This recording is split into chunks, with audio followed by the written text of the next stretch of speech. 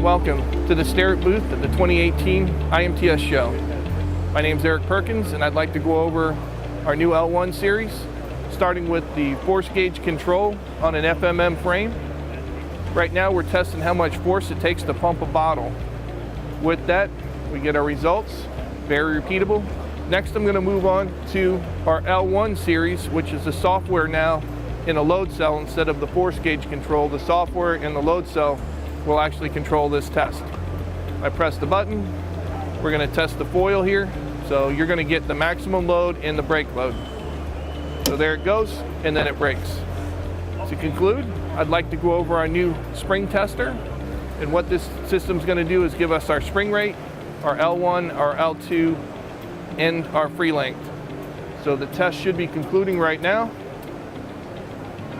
and here we have our results for our test. Thank you.